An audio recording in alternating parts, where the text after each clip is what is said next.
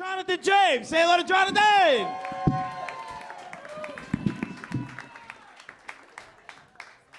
Do I look high on Yes, I do. All right. I had originally planned to come up here and tell jokes, but my life's been shit, so I'm going to talk about that instead. To start off, I want to start off with a quote by the Roman philosopher Mark Antony. It said that the evil men do lives on after them. The good is often nipped in their bones. 83 BC. Now, I had just recently got out of a passionate yet toxic and sometimes violent relationship.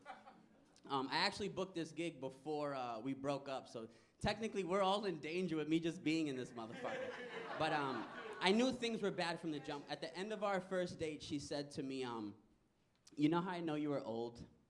It's because when I asked you how old you were, you replied, guess. And that's something only old people say. Oh, how rude. But regardless of the fact, I knew I needed to get out of that and focus on better things. Now, I am a full-time worker, full-time student, full-time single father of a teenager. Oh, it gets worse. Ugh. Now, I'm taking care of this kid, the nines, in one of the best performing art school. His room is his favorite color, trips on vacations. He got fucking braces. I'm fancy. I'm talking the whole nine. All I ask is that you stay on your shit, keep your grades up, and stay on top of the chores, right? Simple.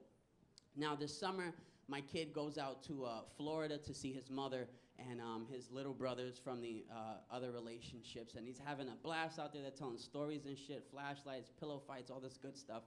And he decides that he doesn't want to come back and live with his dad. And yeah, it sucks. Now I can't go out there and force him to come back. I can't fucking compete because he's with his brothers. I understand, which sucks even more. And I can't talk with his mother because you know how that is. And when you're co-parenting with someone who isn't really on the same page as you, the kid pretty much raises themselves. And I don't know if you guys know this about kids, but they're stupid. For instance, my kid comes to me and he tells me that he has a project that he has to do on a famous Latino anywhere in the history. His choice, Cameron Diaz. Mind you, I didn't even know her last name was Diaz until I said it, and that's a very popular Latino last name. Does that mean that this bitch was supposed to be the Latina flame in Charlie's Angels? Misrepresentation. And that's crazy how Charlie's Angels was like the first time you got to see what pimpin' was like on television. Listen, in 1969, a book came out called Pimp, and it was written by Iceberg Slim. This shit was everywhere. No more than 5 years later, new TV show comes out. What's it called? Charlie's Angels. Even sounds like a strip club now, right? Now, both of these things, mysterious men making women do outrageous things in skimpy clothing, right? Good morning, Charlie. Those are hoes, guys. You hear it? Anyway, I let my kid do his project because obviously his stubbornness is what's gonna get him through life. And I decided to look more into this. And Cameron Diaz, although she's born in LA, her family does come here from Cuba, but they aren't Cuban. They're here from Spain, so they're actually Spaniards. And the Spanish are not Latinos. Now, Latinos are Puerto Rican, Dominican, Cuban, pretty much anyone who speaks Spanish and doesn't look awkward saying the word nigga. And Cameron Diaz is not one of those niggas. So,